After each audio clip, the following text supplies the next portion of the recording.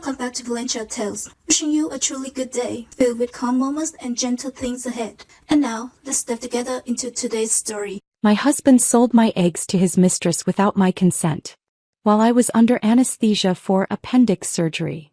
His mother was the clinic owner. I woke up. They'd harvested everything. She got pregnant. With my biological child. They celebrated. I smiled. Congratulated them. 9 months later she gave birth. That's when the DNA results I'd ordered arrived. Not just my eggs. Something else. Something impossible. Something that changed everything. I should have known something was wrong when Derek's mother started texting me about my period. Not in so many words, of course. Patricia Brandt was too refined for that. But the messages came every month like clockwork. How are you feeling, dear? And any changes in your cycle? As if my uterus was some kind of group project. I stood in the break room at Aurora Medical Center on a Tuesday morning in late September, watching leftover lasagna rotate in the microwave while Jennifer Kolsky complained about her daughter's college essay. The fluorescent lights hummed overhead, that particular frequency that makes everything feel slightly unreal after a 12-hour shift. She wants to write about our trip to Wisconsin Dells, Jennifer was saying. I told her, Megan, admissions officers don't care about the water slides. I laughed, sipped burnt coffee and pressed my hand against my lower abdomen. The ache had been there for 2 weeks, dull, persistent like a bruise on the inside. My phone buzzed. Derek, Mom says you should get that stomach thing checked. Don't be stubborn. I deleted it. Patricia always had opinions about my body. What I ate. How much I exercised. Why, after 4 IVF rounds and 12 years of marriage, I hadn't produced a grandchild. Those were her exact words during the last failed cycle 3 months ago. Some women's bodies just aren't meant for this, dear. I'd believed her. After all, Dr. Patricia Brandt had brought more babies into the world than anyone in Wisconsin. Her clinic's success rate made people drive up from Illinois. She'd been featured in Milwaukee Magazine twice. So when she looked at my test results with that pitying expression, lips pressed thin, head tilted just so, I'd assumed the problem was me. The microwave beeped. I burned my fingers on the Tupperware, swore under my breath. You okay? Jennifer asked. Fine. Just tired. 6 more hours until I could go home and pretend everything was fine. That evening I drove through Milwaukee's East Side, past the coffee shop on Brady Street where Derek and I used to study during nursing school. Past the park where he'd proposed, down on one knee next to the lake. Our rented duplex sat on a quiet street in River West, $18.50 a month, which had felt doable before we'd sunk $48,000 into fertility treatments. The kind of money that sits on credit cards charging 19% interest while you pick up double shifts and skip oil changes. Derek was already home, tie loosened, scrolling his phone at the kitchen table. He looked up and smiled. That easy smile that had made me fall for him 13 years ago. How you feeling? I set down my purse. Fine. Just tired. You said that this morning. He stood, crossed the kitchen, kissed my forehead. Mom called. He's worried. Said you should come in for an exam tomorrow. She can squeeze you in at the clinic. I stiffened. Patricia's clinic was the last place I wanted to be. All those pregnant women in the waiting room, glowing and grateful. I'm fine. It's probably stress. Naomi. His hand landed on my shoulder. You've been in pain for 2 weeks. Just let her check. For me. I nodded because it was easier than fighting. She already knows you're coming. 3 o'clock. I pulled back. You already scheduled it? She had an opening. Didn't want you to wait. Something flickered in his expression. There and gone too fast to name. Later that night I lay in bed scrolling Facebook while Derek snored beside me. My feed was full of pregnancy announcements. Former classmates, glowing in maternity photos. My cousin Rachel announcing her 3rd. 4 IVF cycles. 4 failures. Patricia had overseen 3 personally, always with that pitying look. Those same careful words about my body not being meant for this. I pressed my fingers low on my abdomen. The ache sharpened. Something was wrong. But Patricia Brandt had spent 30 years studying women's bodies. Why would she lie? I closed Facebook and stared at the ceiling. Tomorrow I'd go to the clinic. Rule out appendicitis. Make Derek stop hovering and his mother stop texting. Just one more thing to keep the peace. The next morning I called from the hospital parking lot during my break. Brant Fertility Center, how can I create miracles for you today? I grimaced at the tagline. Hi Simone, it's Naomi. Derek wanted me to schedule an exam. Simone Rivera, 24, cheerful, always too friendly. There was a pause. Typing. Oh. Dr. Brant already blocked out time for you. 3 o'clock. She said it's urgent. I frowned. I hadn't said it was urgent. I'm working until 6. She said to tell you she cleared it with your supervisor. You're covered. The line went dead. I stared at my phone. Patricia had called my supervisor? Arranged my schedule without asking? My abdomen cramped, sharp enough to make me gasp. Maybe it was urgent. At 2:45 p.m. I walked into Brant Fertility Center. The building sat in Wauwatosa, all glass and steel. Floor-to-ceiling windows. Art prints of mothers holding babies. A waiting room full of hope. Simone greeted me at the desk. Dr. Brant's waiting. Room 3. I followed the familiar hallway.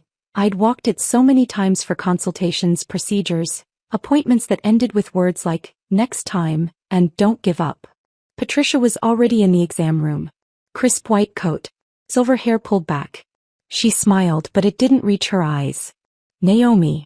Let's take a look. The exam was quick. Clinical. Her hands were cold, pressing on my abdomen. Appendicitis, she said. Needs to come out today. I blinked. Today. I've already called St. Luke's. They're prepping a surgical suite. Shouldn't we wait? Get a second opinion. It could rupture. Patricia's voice was firm, maternal. Derek's already on his way. Trust me, sweetheart. She looked at me, then really looked at me. I know what's best. And because I'd always trusted doctors, because I'd always trusted family. I nodded. Derek arrived 20 minutes later, out of breath like he'd run from the hospital. He found me still sitting in the exam room, Patricia hovering by the door with paperwork already filled out. You okay? He asked, hand on my knee. I looked at him, really looked, and saw something I'd never noticed before. Relief. Like he'd been waiting for this moment. Your appendix, Patricia said, not to me but to Derek. It's inflamed. We need to move now. Now. I said. Don't I sign consent forms? Talk to the surgeon. I am the surgeon. Patricia's smile was practiced, professional. And the consent is right here. She slid a clipboard across the exam table. The words blurred together. Medical jargon, risk disclosures, a signature line at the bottom. Derek squeezed my hand. Sign it, Naomi. Please. So I did. They wheeled me into an operating room I didn't recognize. Not St. Luke's, despite what Patricia had said. The walls were too white, the equipment too new. A nurse I'd never seen prepped my four while Patricia scrubbed in behind a glass partition. Count backward from 10, someone said. I made it to 7. I woke up to voices I couldn't place. Muffled, distant, like hearing a conversation through water. Someone was crying. No, laughing. The sound scraped against my skull. My mouth tasted like copper and old bandages. I tried to open my eyes, but the lids weighed 1,000 pounds. She's waking up, a woman said. Not Patricia. Someone younger. Footsteps. A hand on my wrist, checking my pulse. Naomi. Derek's voice close to my ear. Can you hear me? I managed to crack my eyes open. Fluorescent lights. White ceiling tiles. The recovery roomette. Where was I? Where? My voice came out like gravel. Shh. Don't talk. You're okay. Surgery went fine. Fine. The word sat wrong in my mouth. I tried to sit up. Pain exploded across my lower abdomen, different from the ache I'd felt before. Deeper. Like someone had reached inside me and rearranged everything. Easy. A nurse appeared, pressing me back against the pillows. Not someone from Aurora. A stranger. You need to rest. What time is it? Derek checked his phone. Almost 8. You've been out for 5 hours. 5 hours for an appendectomy? I pressed my hand against my stomach, felt the bandages through the thin hospital gown. 3 incision sites. I counted them through the gauze. 1 near my navel. 2 lower just above my pelvis. 2 low. Derek. My throat was sandpaper. Where's my appendix? He blinked. What? Which side did they take it from? I don't know. Does it matter? mattered. Your appendix sits on the right side, lower right quadrant. Every nursing student learns that first semester. But these incisions. I want to see Patricia. She had an emergency. Another patient. Derek wouldn't meet my eyes. But she said you did great. Lost some blood, but you're stable now. Lost blood. From an appendectomy. Something was wrong. I knew it the way you know you're about to throw up, that split second before your body betrays you. But Derek was holding my hand, stroking my hair, and the morphine was pulling me back under. Just rest, he whispered. I slept. The next 3 days were a blur of pain medication and Derek's hovering. He'd taken family leave, unpaid, we couldn't afford it, and barely left my side. Brought me water. Helped me to the bathroom. Changed the TV channel when I stared at the screen without seeing anything. Patricia visited twice. Both times she checked my incisions with gloved hands, her face unreadable. Healing beautifully, she said on day 2. You're very lucky. Lucky. I watched her rewrap the gauze, watched her dispose of the old bandages in the medical waste bin she'd brought with her. Like she didn't trust the hospital's disposal system. When can I see the pathology report? I asked. She paused, hands still on the bandage. Pathology. From my appendix. They send it to the lab, right? Check for abnormalities. Of course. She smiled, patted my hand. I'll have Simone send you a copy. He never did. On day 4 they discharged me. Derek drove me home in careful silence, avoiding potholes, taking corners like I was made of glass. The duplex felt smaller than I remembered. Darker. He'd set up the couch with pillows and blankets, a heating pad already warming. Thought you'd be more comfortable down here. Thanks. I lowered myself onto the cushions, biting back a gasp as pain radiated through my pelvis. Not the sharp surgical pain I expected. Something else. Something hollow. Derek brought me soup, crackers, pills in a little paper cup. He sat on the coffee table watching me like I might disappear. What? I said. Nothing. Just, I almost lost you. It was an appendectomy, Derek. Mom said there were complications. Internal bleeding. She had to. He stopped, shook his head. Doesn't matter. You're here. I set down the soup. What did she have to do? Fix it. She fixed it. But he wouldn't look at me. That night I woke at 2 a.m. to find Derek sitting in the dark living room, staring at nothing. Can't sleep. I asked from the couch. He jumped. Yeah. Oh. Just thinking. About what? Nothing important. I watched him in the dim light from the street lamp outside. His shoulders were hunched, hands clasped between his knees. He looked like a man at a funeral. Derek. What happened during my surgery? I told you. Complications. What kind? The medical kind. I don't know, Naomi. I'm not a surgeon. But your mother is. He stood abruptly. I'm going to bed. He left me there in the dark, listening to the house settle around me. I pressed my fingers against the lowest incision, the one that shouldn't exist for an appendectomy. Felt the ridge of stitches through the gauze. In nursing school they taught us to trust our instincts. Something feels wrong, investigate. Don't assume. Don't ignore the warning signs. I'd ignored the warning signs for months. Patricia's invasive questions. Derek's eagerness to let his mother handle my medical care. The way he'd showed up at the clinic like he'd been waiting for the call. I thought about the consent form I'd signed. The one I'd barely read. The next morning I called the hospital from the bathroom while Derek was in the shower. Aurora Medical Center, how can I direct your call? Medical records, please. The line clicked. Elevator music for 30 seconds, then, medical records, this is January. Hi. I need a copy of my surgical records from last week. Naomi Brandt. Typing. Pause. I'm not showing any procedures under your name in the past month. My stomach dropped. That's not possible. I had surgery on Tuesday. Emergency appendectomy. More typing. Longer pause. Ma'am, I'm showing you were admitted for observation on Tuesday, but no surgical procedures. Just monitoring and discharge. No. I had surgery. I have stitches. Let me check with my supervisor. I was put on hold. The bathroom door rattled. Naomi? You okay in there? Fine, I called. Just a minute. The line clicked back. Ma'am, our supervisor says your procedure was performed at a private facility. We have a transfer notation but no records. You'll need to contact the facility directly. What facility? It doesn't specify. I'm sorry.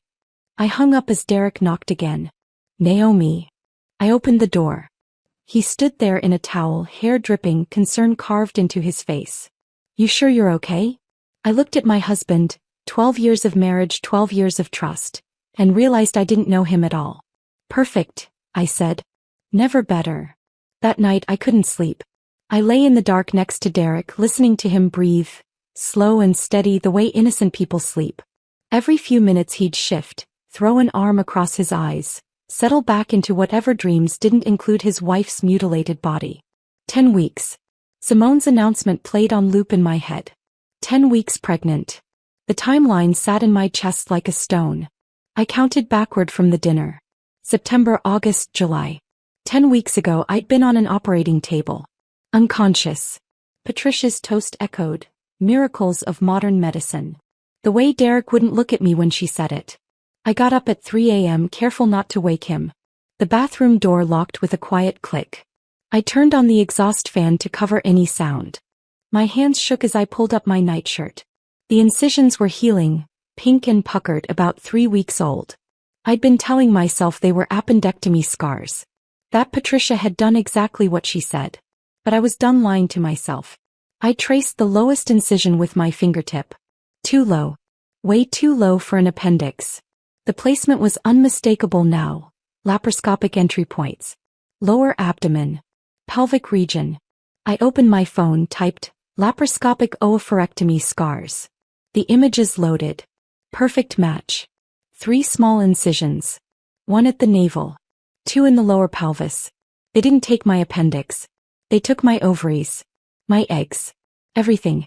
I slid down onto the bathroom floor, phone clutched in my hand, and pressed my fist against my mouth to keep from screaming. The next morning I called in sick to work. Actually sick this time. I'd been vomiting since 5 a.m., my body finally catching up to what my mind had realized. Derek found me on the bathroom floor around 7, curled against the base of the toilet. Jesus, Naomi. He crouched beside me. I'm taking you to the ER. No. The word came out sharper than I meant it. It's just a stomach bug, I said softer. I'm fine. You're not fine. I said no. I looked at him. The concern was real. Or maybe just good acting. I don't want to go to any hospital. He hovered, uncertain. I'll stay home. Don't. You can't keep missing work. We need the money. That landed. We were drowning in IVF debt. Call if you need anything, he said. His car pulled out at 7:43. At 7:44 I was on the phone. Liz Chin answered on the 3rd ring. Naomi? It's barely 8. I need a favor. Off the record. Liz had been my study partner in nursing school. We'd lost touch after graduation, but I knew she'd understand. I told her everything. The surgery. The vague records. Patricia's involvement. The scars that didn't match. Silence. Liz. Naomi. Her voice was careful. If what you're suggesting is true, that's a felony. Multiple felonies. I need to know for sure. You need to go to the police. I need proof first. She was quiet. I heard typing. Give me 48 hours, she said. I'll pull your records. But if I find what I think I'm going to find, you have to report this. I promise. Another lie. The next 2 days were performance art. I smiled at Derek over breakfast. Accepted Patricia's daily check-in calls. Yes, I'm feeling better. No, the incisions are healing fine. Simone stopped by Tuesday with a baby magazine and soup. Thought you might want to see nursery ideas. I thumbed through the magazine while cataloging every detail. The way she touched her stomach constantly. The guilty glances. The specific questions about my recovery. Can I ask you something? Simone said quietly. My pulse quickened. Sure. Do you ever regret the IVF? All those tries. Such a specific question. Why would I regret trying to have a family? She looked away. No reason. Just, it's a lot to go through. Nothing. She stood abruptly, grabbed her purse. I should go. She left before I could ask anything else. Derek's phone buzzed constantly those 2 days. He took calls in the garage, the basement, outside. I heard him through the walls, voice low and urgent. Patricia's questions got more specific. Any cramping? Spotting? Changes in your cycle? My cycle. The thing I wouldn't have anymore. Everything's fine, I told her. Thursday night, Derek was at a work dinner. I sat alone in the dark kitchen. Liz called at 8:47 p.m. I got your records. Her voice was wrong. Too tight. Tell me. Sit down. I'm sitting. The surgery wasn't at St. Luke's. It was at Brant Fertility Center. And it wasn't an appendectomy. I closed my eyes. What did they take? Everything. Bilateral oophorectomy. Complete egg retrieval, 22 eggs. The transfer documentation lists a designated recipient, but the name's redacted. 22 eggs. Everything. Did you consent? No. Then this is medical battery. Reproductive coercion. You need to report this tonight. Not yet. If I go to the police, they'll destroy evidence. I need more. You have enough. I need to know who the recipient was. I need proof of intent. What are you planning? I don't know yet, but I'm not letting them get away with this. Derek came home at 11:30, smelling like wine and guilt. He sat on the bed. How was your day? I looked at this man I'd loved for 12 years, who'd let his mother steal my body. Fine. He reached for my hand. I let him take it. I've been thinking, maybe we should stop trying. For a baby. Maybe it's not meant to be. Something inside me went very still. Why now? Because I almost lost you. His thumb rubbed my knuckle, that nervous tell when he lied. That surgery was close. Okay, I said softly. We can stop. Relief flooded his face. He kissed my forehead, whispered, I love you, went to shower. I lay there in the dark and made a decision. I wasn't going to confront them. I was going to smile. Play along. Gather every piece of evidence. Then I was going to burn their world down. I started what I privately called the performance the next morning. Sitting at the kitchen table with coffee I couldn't taste, I typed out a text to Simone. Hey. Would love to grab coffee and hear about the pregnancy. I know things have been weird with my recovery, but I'm so happy for you. My thumb hovered over send. Everything in me wanted to throw the phone across the room. Instead, I pressed send and watched the message turn blue. She responded within 2 minutes. OMG, yes. When? We met at a cafe in Bayview on Saturday morning. I got there early, ordered decaf tea, sat by the window where the autumn light made everything look softer than it was. Simone arrived 10 minutes late, flushed. Sorry, morning sickness is no joke. She was showing now. Just barely. A small curve under her loose sweater that she touched constantly, unconsciously. I smiled. Hugged her like we were friends. I asked all the right questions. How are you feeling? Any cravings? Which doctor are you seeing? Dr. Brant, of course. Simone's face lit up. She's been incredible. She said this baby is special. The word hung between us. Special how? I kept my voice light. Simone hesitated. Just that the IVF worked so well. First try. She called it a miracle. I nodded. Took a sip of tea. Hid the rage burning in my chest. You're lucky to have her. Over the next month, I became Simone's unexpected confidant. I brought her prenatal vitamins. I had extras from my IVF days. She teared up. I offered to go to appointments with her. Asked about nursery colors, sent her links to cribs on sale. She started stopping by the house. Always with some excuse, but really I think looking for permission. One afternoon in early November she sat in my living room with tea I'd made her. I never thought you'd be this nice to me, she said quietly. Why wouldn't I be? My hands shook pouring my own tea. You know Derek and I. She stared into her mug. We're not together. We were never really together. My pulse jumped. What do you mean? It was just a few times. Last year. He was going through something with the IVF failures and she stopped. God, I'm sorry. You don't want to hear this. It's okay. I sat down, every muscle coiled tight. I'm not angry. I just want to understand. This pregnancy, it's from IVF. Not from us.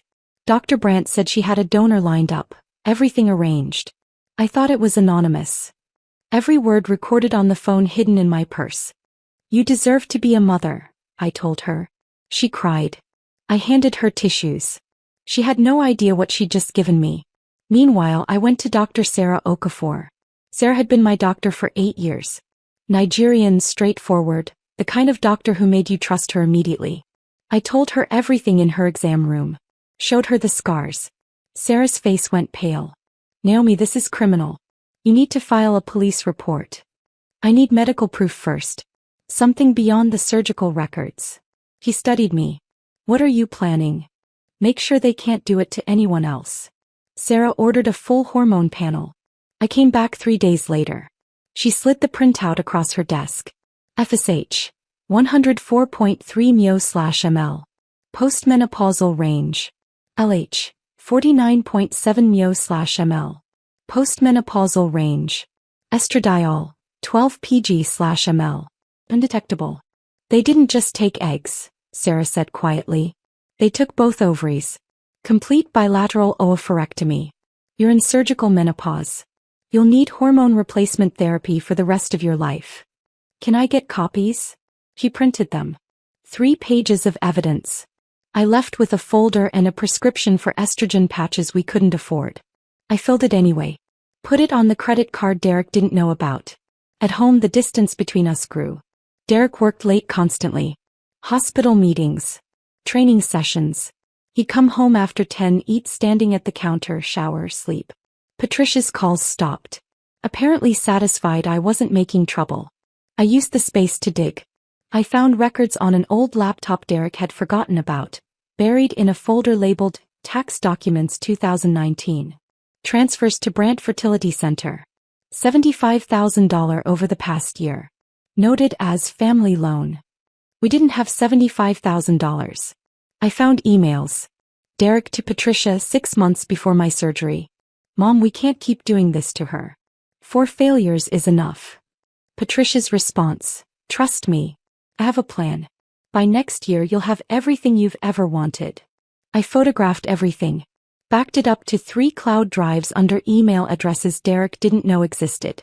One night in mid-November I found him in the garage at midnight, sitting in his car in the dark. I brought him a beer. Sat in the passenger seat. You okay? He stared ahead. Yeah. Just tired. Derek. He looked at me then and I saw that flash of the man I'd married. I'm sorry, he whispered. I didn't ask what for. Not yet. By week 10 I had everything. Medical records from Liz. Hormone panels from Sarah. Financial documents. Emails.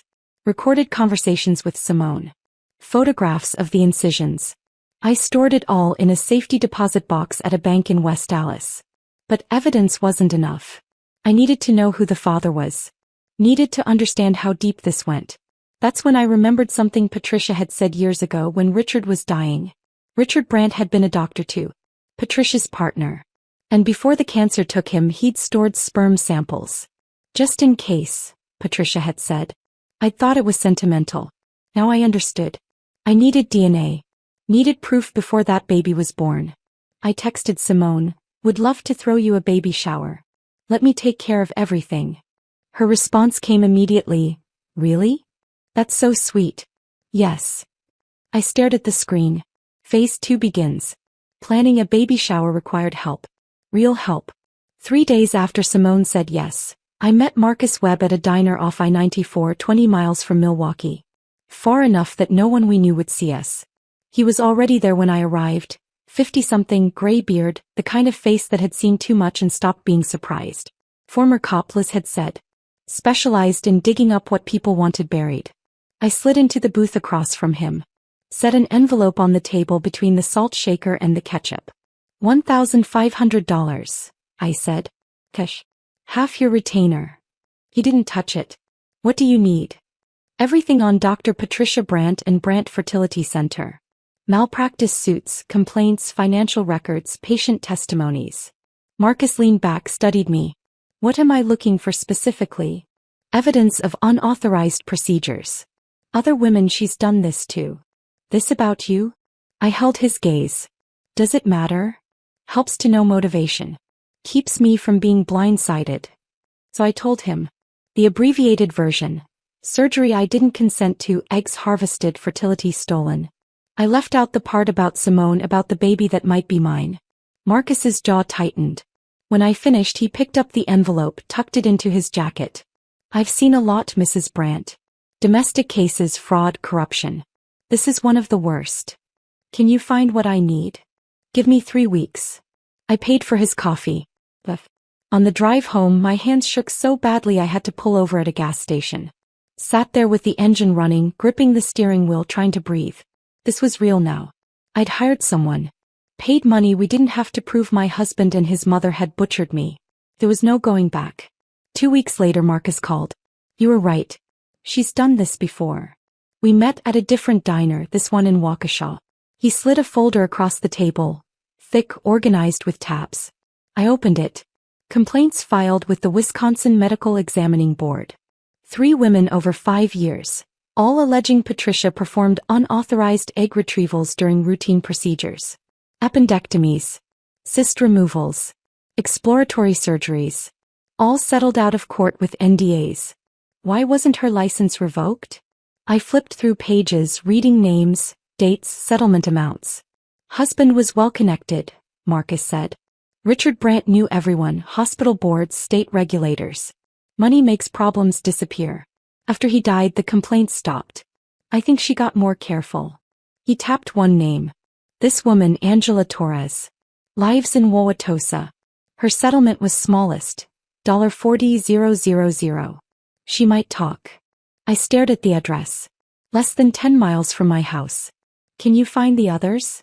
Already did. I'll email you contacts. He paused. Naomi, first time he'd used my first name. These women are traumatized. Approaching them is delicate. I'm not going to hurt them. I know. But they signed NDAs. They're scared. I'm going to help them get justice. Marcus nodded slowly. Then you better be ready for what that looks like. I reached out to Angela Torres through Facebook. Non-threatening. I'm gathering information about Dr. Patricia Brandt. If you're willing to talk, no pressure, I'd be grateful. 3 days of silence. Then, coffee. We met at her house. A small bungalow in Wauwatosa with kids' toys scattered in the front yard. A plastic slide. A tricycle on its side. Angela answered the door in jeans and a UW Milwaukee sweatshirt. 39 Marcus's notes had said. Paralegal. 2 kids from a second marriage. She made coffee. We sat at her kitchen table. Patricia told me I was having a routine cyst removal, Angela said, hands wrapped around her mug. I was 29. Engaged. Planning to wait a few years before kids. I woke up and couldn't have kids anymore. She'd taken everything. Her voice was flat. Practiced. Like she'd told this story before. The settlement barely covered my therapy bills, she continued. My fiancé left 6 months later. Said he wanted biological children. I don't blame him. My chest tightened. Did you ever find out why she did it? Angela's laugh was bitter. Her clinic was failing financially. She was harvesting eggs, selling them to couples who could pay. I was just inventory. I told her my story then. All of it. The surgery. The lies. Simone's pregnancy. By the end we were both crying. I'm finding the others, I said. I want to expose her. For all of us. Angela wiped her eyes. Count me in. Over the next month, Marcus located 2 more victims. Rachel Kim. Teacher in Madison. 34. Patricia had performed an emergency appendectomy during what was supposed to be a routine gallbladder check. Rachel woke up sterile. Settlement, $85,000. NDA for life. Jennifer Schultz. Social worker in Green Bay. 41. Patricia had removed precancerous ovarian tissue without consent during a fibroid surgery. The tissue wasn't cancerous. Jennifer got $60,000 in a gag order. I created a private Facebook group. Invited them all. The first video call was devastating. 4 women sitting in front of laptop cameras in different cities, sharing identical trauma. Rachel sobbed through her entire story. Jennifer couldn't speak for the first 10 minutes. Angela held up a photo of the child she'd never gotten to have. A ghost baby, she called it. I told them about Simone. About the baby. About the DNA test I was planning. If we coordinate our testimonies, combine our evidence, we can get her license revoked. Possibly criminal charges. Rachel wiped her eyes. I signed an NDA. I could lose everything. So could I said. But how many more women will she hurt if we stay quiet? Silence. Then Jennifer, her voice steady, I'm in. Rachel, me too. Angela, let's bury her. The alliance changed everything. I wasn't alone anymore. We met weekly via video. Shared evidence. Strategized. Angela, with her legal background, helped us understand statutes of limitations. We had time but not unlimited time. Rachel researched medical board procedures, found the forms we'd need to file complaints. Jennifer connected us with a journalist at the Milwaukee Journal-Sentinel who'd investigated medical fraud before. I coordinated it all. Built a case file that grew thicker each week. But the emotional toll was crushing. Some nights I lay awake, hormone patches on my arms, Derek asleep beside me, and thought about the children I'd never carry. The babies I'd imagined. The life stolen from me. Other nights, I looked at the group chat. Angela sharing a dark humor meme about fertility doctors, Rachel sending prayer hands emojis, Jennifer posting photos of her nieces with fighting for them too, and felt something close to hope. We had each other now. For women who'd been violated by the same monster. For women who'd signed NDAs and swallowed their rage and tried to move on. We weren't moving on anymore. We were building a case. Gathering evidence. Planning exposure. And together we were going to make Patricia Brandt answer for every woman she'd ever violated. But first I needed one more piece. The final piece. I planned the baby shower with the kind of meticulous care surgeons use before cutting into someone's body. Every detail mattered. Every moment counted. I rented a private room at a lakeside restaurant in Shorewood. White tablecloths, floor-to-ceiling windows overlooking the frozen water, enough space for 30 people. Sent invitations to Simone's co-workers, Patricia's friends from the country club, Derek's cousins. Made it look generous. Made it look real. Derek found the credit card statement on the kitchen counter. I'd left it there on purpose. You're throwing Simone a shower? He looked up from the paper, confused. Why wouldn't I? I smiled. She's carrying your child, isn't she? The words were razors wrapped in kindness. Derek shifted. That's generous of you. I'm full of surprises. The shower cost $1,200, charged to our joint account. Let him see it. Let him wonder if I'd finally accepted this nightmare as normal. I ordered pink and white decorations. A cake shaped like a stork. Games about baby names and nursery themes. Everything Pinterest perfect. Everything calculated. The gift I'd chosen for Simone sat wrapped in silver paper in my closet. A top-of-the-line baby monitor with app connectivity, motion sensors, temperature alerts. Retail price $340. It required smartphone setup. I was counting on it. The shower was on a Sunday afternoon in late November. 30 women filled the room. Simone's co-workers from the clinic, Patricia's country club friends in cashmere and pearls, Derek's cousins who barely knew Simone but showed up for the free champagne. I played hostess flawlessly. Refilled glasses, champagne for them, sparkling cider for Simone. Directed games. Laughed at appropriate moments. Complimented Patricia's dress. Hugged Simone when she arrived, 7 months pregnant and glowing. Patricia watched me the entire time. Narrow eyes. Suspicious of this sudden warmth. Good. Let her wonder. I can't believe you did all this, Simone whispered during cake, her hand on my arm. You've been so amazing through everything. I squeezed her hand. Your family. The word tasted like poison going down. Later, during gift opening, Simone unwrapped the baby monitor. Her eyes went wide. Oh wow, this is top of the line. Let me help you set up the app, I offered immediately. It's tricky. We sat together on the couch, surrounded by crumpled wrapping paper and cooing women. I pulled out my phone, guided Simone through the installation process. You'll need to register it first. Create an account. Here, let me type that for you. Use my email for now, we'll switch it to yours later. Simone handed over her phone without hesitation. I worked quickly. Fingers steady. Years of starting IVs and drawing blood had taught me precision under pressure. While typing in fake account information, I reached for Simone's water glass. Oh, let me move that so it doesn't spill. And palmed the cotton swab I'd hidden in my sleeve. One quick swipe along the rim where her lipstick marked the glass. Sleight of hand learned from nursing. Fast. Invisible. The DNA sample went into a small plastic bag in my purse. Nobody noticed. That night I sat in my car outside a CVS on the west side of town, under a streetlight that buzzed and flickered. 3 samples carefully packaged. The swab from Simone's glass. A Q-tip I'd run along Derek's toothbrush that morning while he showered. My own cheek swab, taken in the CVS bathroom 10 minutes ago. I addressed 3 separate envelopes. Link. Ancestry DNA. A clinical lab Liz had recommended that specialized in paternity testing. Redundancy. I couldn't risk contamination. Couldn't risk error. Expedited results. 2 weeks. $800 total across all 3 tests. I paid cash at the post office. Dropped them in the overnight slot. Driving home I felt something I hadn't felt in months. Control. I wasn't reacting anymore. I was orchestrating. Derek was waiting up when I got home, sitting on the couch with the TV on mute. How'd it go? Perfect. I set down my purse, hung up my coat. Simone loved everything. You're being really understanding about all this.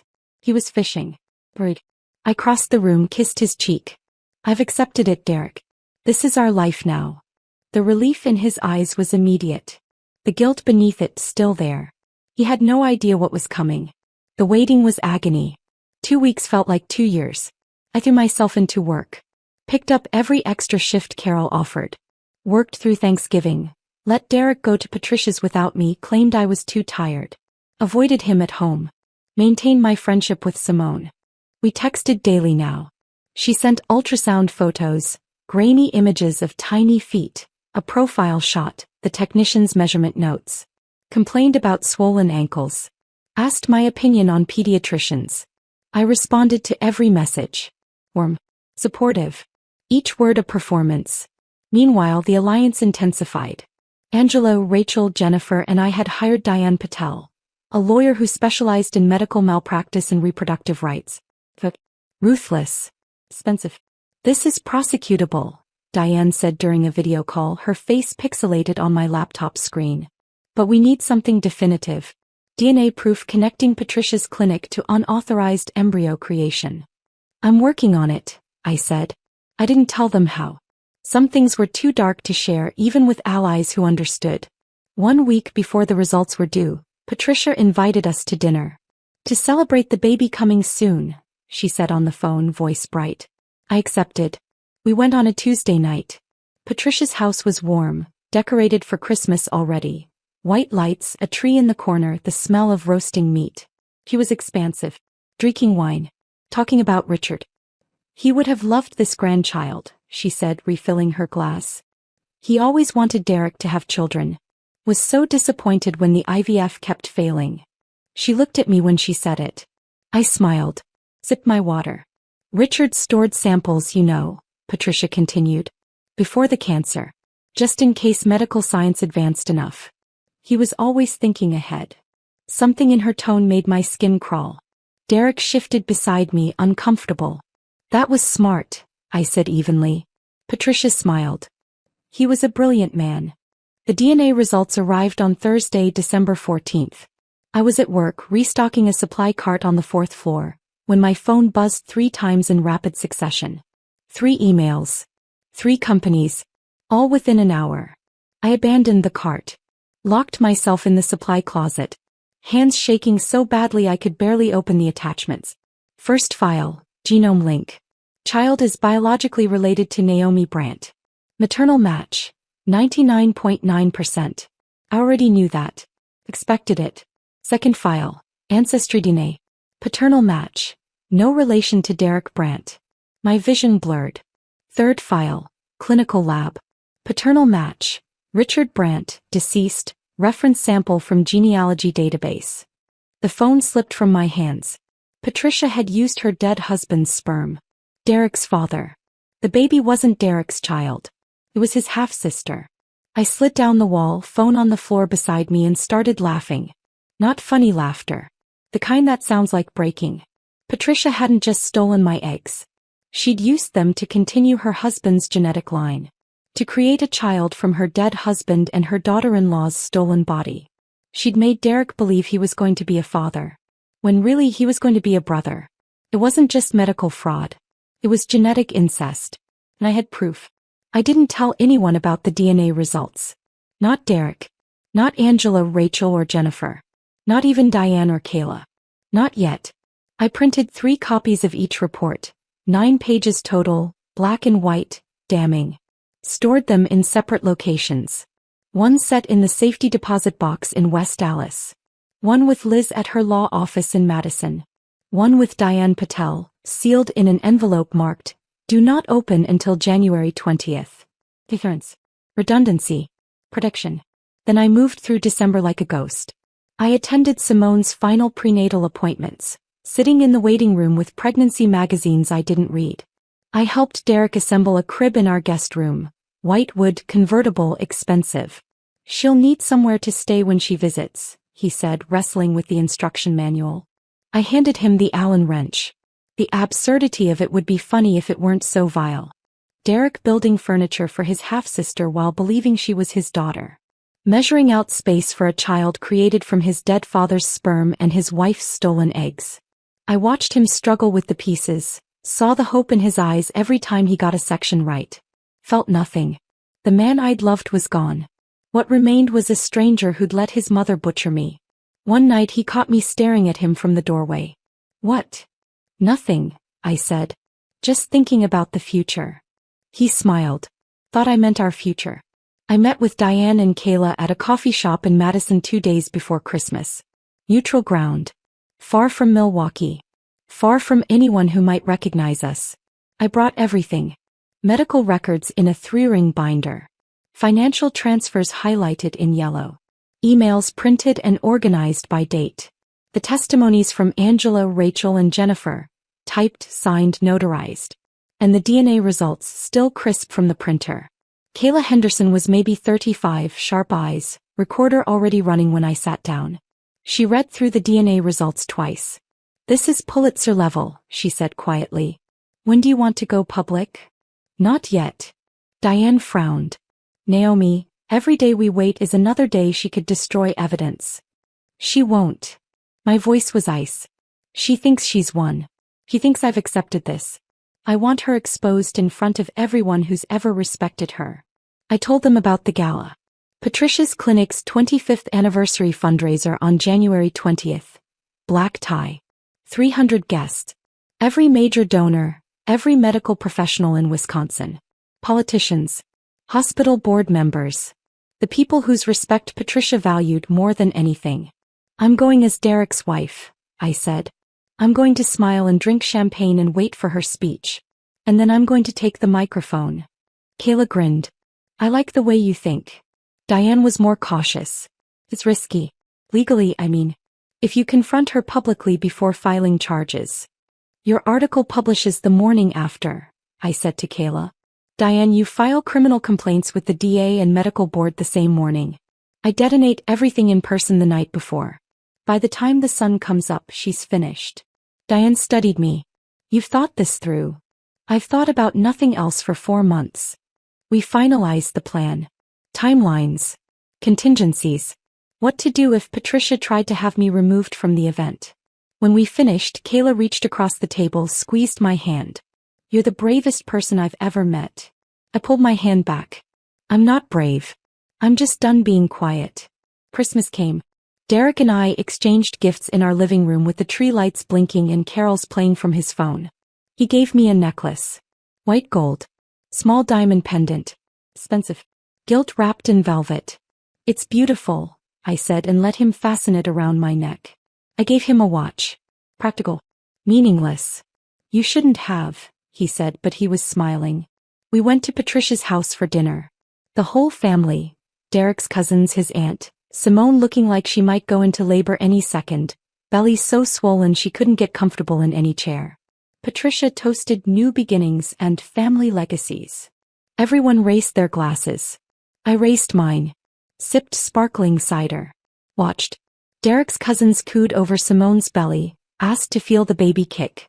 Patricia held court at the head of the table, talking about the clinic's success, the gala coming up, how proud Richard would be. I sat there with my fork in my hand and studied her. This woman who'd stolen my body. My future. My DNA. Patricia caught me looking. Raised her glass in my direction. To Naomi, she said, voice carrying over the conversation. For being so gracious through all of this. Everyone turned, smiled at me, drank. I smiled back. I learned from the best, Patricia. You've taught me so much about family. The double meaning landed. Patricia's smile faltered. Just for a second. Just long enough for me to see it. Then she recovered. Laughed. You're too kind, dear. But I held her gaze. And in that moment, I saw something I'd never seen before in Patricia Brandt's eyes. Fear. Good. Let her wonder what I meant. Let her lie awake tonight trying to figure out if I knew. Simone went into labor on January 8th. A week early. Derek called me from the hospital, voice shaking. It's happening. Can you come? I drove to Aurora Medical Center. Walked through the maternity ward where I'd worked for 12 years. Past nurses I knew. Jennifer gave me a sympathetic smile. Carol squeezed my shoulder. Into a private birthing suite. Simone was in labor. Epidural in. Derek holding her hand. Patricia directing the medical team like a general commanding troops. I stayed in the corner. Silent. Watching. 7 hours later the baby arrived. A girl. 7 pounds 3 ounces. Perfect. They named her Lily. Derek cried holding her. Patricia took photos beaming. Simone, exhausted and pale, asked if I wanted to hold the baby. I stepped forward. Took Lily. This child made from my eggs, Richard's sperm, born from Simone's body, raised by Derek who didn't know the truth. He was so small. Warm. Her eyes half open, unfocused. I looked down at her face and saw none of them. Just an innocent baby. She's beautiful, I whispered. And I meant it. This child was a victim too. Over the next 12 days I visited the hospital daily. Brought Simone food from the cafeteria. Helped with feedings. Took photos of Derek holding Lily, of Patricia fussing over her granddaughter, of Simone looking exhausted but happy. I was documenting everything. But I was also saying goodbye. To the family I'd thought I'd have. To the people I'd thought I knew. On January 19th, the night before the gala, I packed a small bag. 3 USB drives with all the evidence labeled and organized. Printed copies of the DNA results in a leather folder. A prepared speech on index cards. I'd practiced it 50 times in front of the bathroom mirror. I laid out my dress for tomorrow. Navy blue. Elegant. Armor. Derek was already asleep when I sat at the kitchen table and wrote a letter. Not to him. To Lily. You didn't ask to be born from cruelty. Neither did I. But we're both here now. And I'm going to make sure the people who did this answer for it. Not for revenge. For you. So you grow up in a world where women's bodies are not commodities. Where trust means something. I'm sorry for what's coming. But silence would be worse. Naomi. I sealed it. Addressed it to Diane Patel with instructions. Give this to Lily on her 18th birthday. Then I went to bed. Lay beside Derek in the dark. Listened to him breathe. Tomorrow I would burn it all down. I didn't sleep. Lay there in the dark listening to Derek breathe, watching the clock on the nightstand count down the hours. 3:47 a.m. 4:22 a.m. 5:16 a.m. 6 I got up. Showered. Did my makeup carefully. Foundation, concealer, lipstick the color of wine. Put on the navy dress. Fastened the necklace Derek had given me for Christmas around my throat. Armor. The Brandt Fertility Center's 25th anniversary gala was held at the Pfister Hotel in downtown Milwaukee. Grand ballroom. Crystal chandeliers. A string quartet playing Vivaldi when we arrived. I walked in on Derek's arm wearing his gilt around my neck. You look beautiful, he said. Thank you. The room was full. 300 people. Doctors in tuxedos, philanthropists in diamonds, politicians working the crowd. Hospital board members. Patricia's country club friends. Everyone who mattered in Wisconsin medicine. A banner hung across the stage. 25 years of making miracles. Patricia stood by the bar in crimson silk holding court. Surrounded by admirers congratulating her, toasting her vision, her dedication, her legacy. I checked my phone. Text from Kayla. In position. Photographer ready. Text from Diane. Paperwork filed. Hit Stace desk 9 a.m. tomorrow. Text from Marcus outside. Police contacts on standby. Alliance watching livestream. You're good to go. I slipped the phone back into my clutch. Derek kissed my temple. You okay? Never better. A waiter passed with champagne. I took a glass I wouldn't drink. Dinner was served at 7. Filet mignon. Roasted vegetables. Speeches between courses. A hospital CO stood, tapped his glass. Dr. Patricia Brandt has dedicated her life to helping families achieve their dreams. Her innovation, her compassion, her unwavering commitment to reproductive medicine. Applause. A state senator rose next. In my 20 years in public service, I've never met anyone who's brought more joy to Wisconsin families. More applause. Then Patricia stood. The room quieted. All eyes on her. She looked radiant. Confident. Untouchable. 25 years ago, she began, my husband Richard and I opened a small clinic with a big dream. We wanted to help people build families, create legacies, give hope to those who thought they had none. I set down my fork.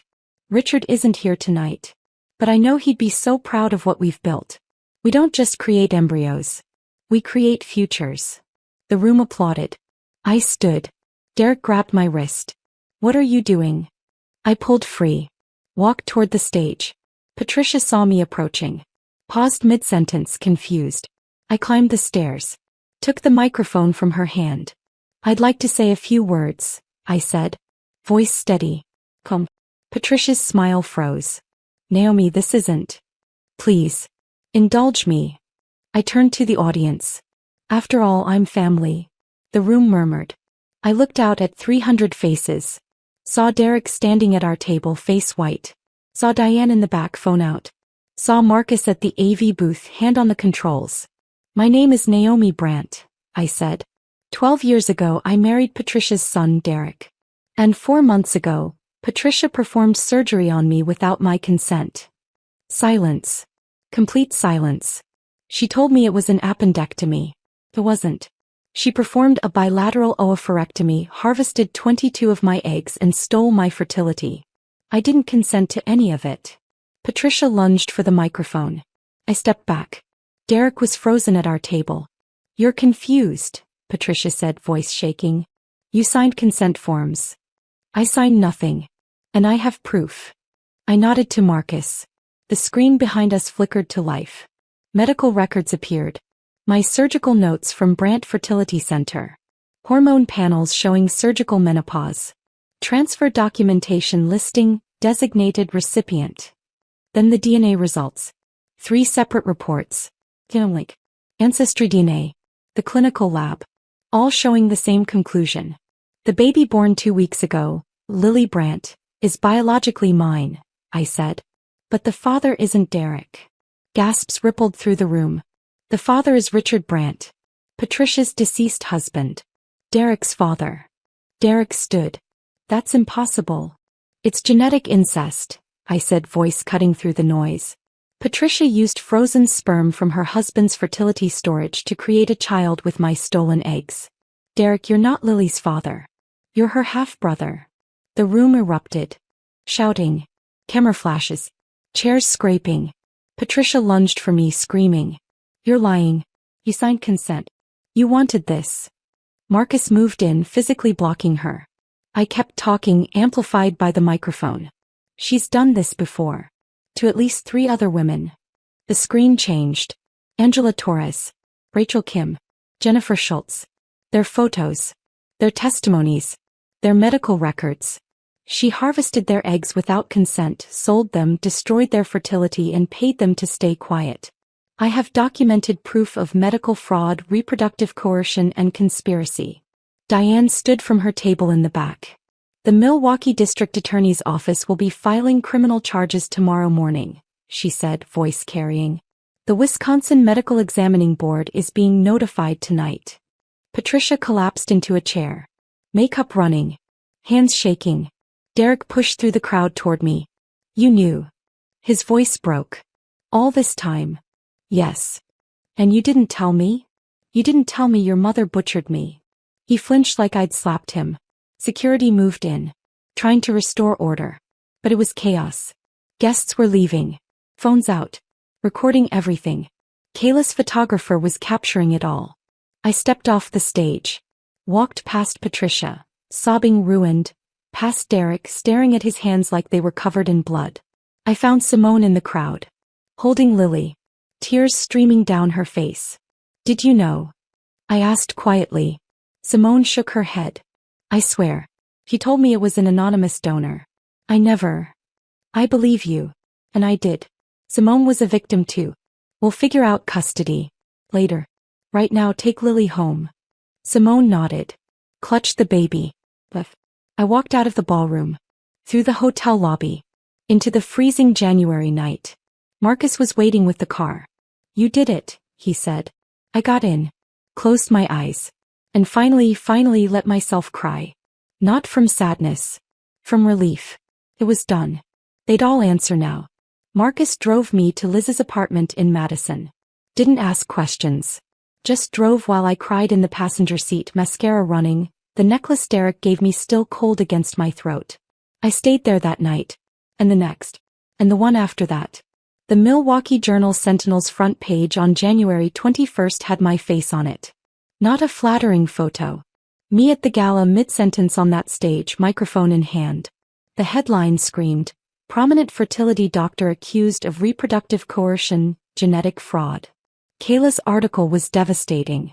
Every detail. Every violation. Interviews with me, Angela, Rachel, Jennifer. Photos from the gala. Patricia's face as I took the microphone, the DNA results projected on the screen. The medical records. The financial transfers. Everything. By noon it was national news. CNN ran it with the Chirin, Wisconsin fertility scandal. NBC led with doctor accused of stealing eggs. Fox called it genetic incest scheme exposed. My phone exploded. Calls from reporters, lawyers, distant relatives I hadn't spoken to in years, former classmates wanting the story. I turned it off. Sat on Liz's couch in sweatpants and one of her old college hoodies. Liz brought me coffee. Sat beside me. The DA's office issued a statement, she said gently. They're opening a criminal investigation. Patricia's clinic is shut down pending review. I nodded. What about Derek? He filed for divorce yesterday. Through his lawyer. No personal contact. 12 years of marriage ended by paperwork. How do you feel? Liz asked. I stared into my coffee. Empty. The Wisconsin Medical Examining Board held an emergency hearing 3 days later. Diane Patel represented me, Angela, Rachel, and Jennifer. We watched via live stream from Liz's living room, all of us on video call together. Patricia's lawyer was some expensive guy from Chicago. Silver hair. Tailored suit. He argued she was being targeted by disgruntled former patients, that the procedures were consensual misunderstandings. Diane stood up. Presented the evidence methodically, clinically. Unauthorized surgical notes showing Patricia performed oophorectomies labeled as appendectomies. Financial records proving she'd paid women to stay quiet. $40,000 to Angela, $60,000 to Jennifer, $85,000 to Rachel. Emails where Patricia discussed harvesting opportunities and maximizing egg retrieval from routine procedures. This isn't medicine, Diane said, her voice cutting through the courtroom. This is assault with a scalpel. The board deliberated for 40 minutes. Then they voted. Unanimously. Patricia's medical license. Suspended immediately pending criminal trial. Angela texted the group chat. We did it. Rachel, she can't hurt anyone else now. Jennifer, thank you, Naomi. For being brave enough to go first. I typed back, thank you for trusting me. But I didn't feel victorious. I felt gutted. Winning doesn't undo what was done. It doesn't give you back your ovaries, your eggs, your chance at carrying a child. It just means the person who took them finally has to answer for it. Derek contacted me in mid-February. Not directly. Through his lawyer. A formal request to meet. I said yes. We met at a park bench by Lake Michigan on a Thursday afternoon. February cold, wind off the water cutting through my coat. He was already there when I arrived. Sitting hunched, hands in his pockets. He looked wrecked, unshaven, thinner, hollow-eyed like he hadn't slept in weeks. I didn't know, he said the second I sat down. About the surgery, the eggs, the sperm. I swear, Naomi. I didn't know. I studied him. Tried to find the man I'd married in this broken stranger. But you knew something was wrong, I said. He nodded. Couldn't meet my eyes. Mom said the IVF failures were your fault. That your body wasn't viable. I believed her. His voice cracked. And when she said she could help Simone, I thought. You thought what? That you'd get a child without dealing with your infertile wife. The words came out like acid. He flinched. I was weak. I wanted to be a father so badly. And Mom made it sound so simple. I didn't ask questions I should have asked. You let her cut me open and steal my body. I know. He was crying now. I'm sorry. I'm so sorry. I looked out at the frozen lake. Gray water. Gray sky. Do you love Lily? He went very still. She's my sister, he said. The word broke him. How do I even process that? She's my daughter and my sister and I can't. I don't know, Derek. But she exists. And she's innocent. We sat there in silence. The wind picked up, carrying the smell of ice and dead fish. I loved you, I said finally. For 12 years I loved you. I know. And you let her destroy me. I know. I stood up. We're done here. I walked away. Didn't look back. The criminal trial began in April. Patricia faced multiple felony charges. Medical battery, reproductive coercion, fraud, conspiracy to commit fraud. The prosecution called me first. I took the stand on a Tuesday morning, raised my right hand, swore to tell the truth. Then I told my story. Every violation. Every lie. Every moment of pain. Patricia's lawyer cross-examined me. Tried to paint me as vindictive, a woman scorned. Isn't it true you were jealous of your husband's relationship with Simone? No, I said calmly. I was unconscious while your client stole my reproductive system. The courtroom gasped. Angela, Rachel, and Jennifer testified next. Each story identical. Unauthorized procedures. Stolen fertility. Settlements to buy silence. Simone testified too. Reluctantly. I thought I was using an anonymous donor, she said, voice shaking. Dr. Brandt lied to me.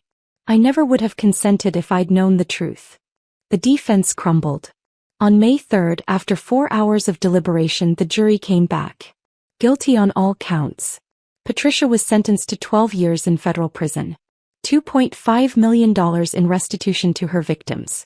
Permanent revocation of her medical license. I watched them lead her away in handcuffs. Watched her cry. Watched her break. Felt nothing. No joy. No relief. Just tired. The civil lawsuit settled out of court in June. Patricia's malpractice insurance. Her personal assets. The sale of the clinic.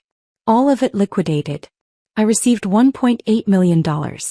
Angela, Rachel, and Jennifer received similar amounts. Blood money, Angela called it during our video call. I couldn't disagree. I used part of it to pay off our debt. Funded a scholarship for nursing students at Aurora Medical Center. Donated to a reproductive rights organization Diane recommended. The rest sat in an account I didn't touch. I returned to work part-time in July. My colleagues were kind. Distant. Unsure what to say. I didn't blame them. One afternoon in August, Simone called. Can we talk? About Lily. We met at a cafe in Bayview. The same one where we'd had coffee months ago, back when I was still pretending. Simone looked older. Tired. Like motherhood and trauma had aged her in fast forward. I want you in her life, she said, hands wrapped around her mug. Legally. You're her biological mother. I think she deserves to know you. My throat tightened. What about Derek? He's trying. Therapy. Trying to process everything. Simone paused. But it's complicated. For him. For all of us. We agreed on shared custody. So. Supervised. Therapist mediated. It was messy. Painful. Nothing like I'd imagined motherhood would be. But it was real. And it was a start. A year later, I sit in my apartment in Shorewood and barely recognize my own life. The place is small. 1 bedroom. Hardwood floors. A window that looks out over Lake Michigan where I watch the water change colors with the seasons. It's mine. Paid for with settlement money I finally learned not to hate. The furniture is simple. A couch from IKEA. A kitchen table from a second-hand store. Nothing like the duplex Derek and I shared with its accumulated 12 years of marriage. Wedding gifts, furniture we'd picked out together, the crib we'd assembled for a daughter who turned out to be his sister. That life is gone. The divorce finalized in September. Derek moved to Minnesota for a fresh start. He sees Lily twice a month, calls me occasionally with updates. Our conversations are cordial, distant, like acquaintances who once knew each other well. He's in therapy. So am I. Some wounds don't close. You just learn to live around them. On my kitchen table sits a framed photo. Me holding Lily, now 14 months old, both of us smiling at something off camera. Simone had taken it last month at the park. It's complicated, this love I feel for a child created through violation. But it's real. Simone sends photos weekly. Videos of Lily learning to walk, babbling her first words. We're not friends exactly, but we're something. Co-survivors maybe. Building trust slowly. Lily doesn't know the truth yet. Someday she will. When she's old enough to understand. When she asks why she has two mothers and why her brother is also her father. But not today. I'm back in school now. Finally pursuing my master's in nursing. Specializing in medical ethics and patient advocacy. My thesis is on reproductive coercion in fertility medicine. How to identify it, prevent it, prosecute it. I've spent months researching, interviewing victims, consulting with lawyers like Diane. I present at conferences now. Tell my story to medical students, policymakers, advocacy groups. Last week I spoke to a room full of nursing students at Marquette. Consent isn't a signature on a form, I told them, standing at the front of the lecture hall. It's an ongoing conversation. A relationship of trust. And when we violate that, when we use our medical expertise to harm instead of heal, we violate everything medicine stands for. They listened, took notes, asked questions. Afterward, a young woman approached me. Maybe 22. Dark hair. Nervous hands. My aunt went through something similar, she said quietly. Years ago. A doctor she trusted. She never talks about it. I never understood why she was so angry. Now I do. I squeezed her hand. Tell her she's not alone. This work, turning trauma into advocacy, gives me purpose. Some nights I'm exhausted. Emotionally drained from reliving the story over and over. Other nights I feel powerful. Like I'm taking something evil and making it mean something. The Alliance still meets monthly. Naomi, Angela, Rachel, Jennifer. Plus 2 more women who came forward after the trial. Women Patricia had violated years ago. Women who'd stayed silent until they saw us speak up. We call ourselves the Survivors Table. We rotate coffee shops around Wisconsin. Share updates. Celebrate victories. Grieve setbacks. Angela's pregnant again. Adopting a baby girl from foster care. Due in March. Rachel wrote a book about her experience. It comes out next spring. She sent us all advance copies. Jennifer started a nonprofit, Medical Accountability Now, for victims of medical abuse who can't afford lawyers. I manage the fund we created with our settlement money. We've dispersed $340,000 so far in grants to women fighting doctors who wronged them. We're doing what Patricia should have done, Angela said last month, stirring her latte. Helping women build families. Just, ethically. We laughed. Dark humor. Survivor humor. These women understand me in ways no one else can. When I wake up at 3 a.m. angry and grieving, I text the group. Someone's always awake. I'm here, Rachel will type. Me too, from Jennifer. They hold me up. I hold them up. We survive together. Derek called in December. A year after the gala. Almost to the day.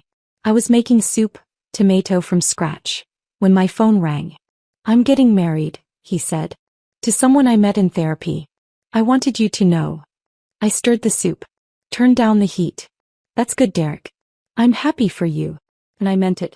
I don't love him anymore. Don't hate him either. He's just a man who made terrible choices who's trying to live with them. Lily's asking about you, he added. She says your name. Know me. My eyes stung. I'm seeing her next week. Simone and I have a routine now. I know. She told me. He paused. Thank you. For not shutting me out of this. You could have. She's your sister. You deserve to know her. The words still feel strange. But true. We talked a bit longer. Small things. Safe things. His new job. My thesis. The weather in Minnesota. When we hung up, I felt something I hadn't in a long time. Closure. Not forgiveness. I'll never forgive what he allowed to happen. But release. I don't need him to suffer anymore. His guilt is his to carry. Mine is lighter now. On a cold Saturday in January, I pick up Lily from Simone's house. She toddles to me the second I walk through the door, arms up shouting, "Know me. Know me." I scoop her up, breathe in baby shampoo and innocence. We spend the afternoon at the Children's Museum. Lily's fascinated by the water tables, the colored blocks, the room where you can build towers and knock them down. I watch her laugh, this little girl made from cruelty but filled with light, and feel the contradiction of it all. I'll never carry a child. My body was stolen. My future rewritten. But I have this. Messy. Complicated. Born from trauma. But still love. That night I tuck Lily into the crib I've set up in my spare room. She's already asleep, tiny chest rising and falling. I stand there a long time.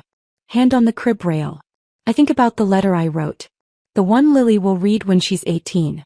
I think about Patricia. 8 years into her sentence. Still filing appeals. I think about Derek. Building a new life in Minnesota. I think about Angela, Rachel, Jennifer. The survivors table. And myself. Not the woman I was. But someone different. Scarred. Stronger. Free. I turn off the light. Leave the door cracked. Go to my room. Tomorrow I'll visit my mother. Call Angela. Work on my thesis. But tonight I'm just here. In the quiet. In the after. And for the first time in a long time, that's enough. If Naomi's story moved you, hit that subscribe button. You're part of this community now. Like if you believed she'd get justice. Comment below. Which moment hit you hardest? When she discovered the truth? The gala confrontation? Or her final piece? Your voice matters here. Share your thoughts.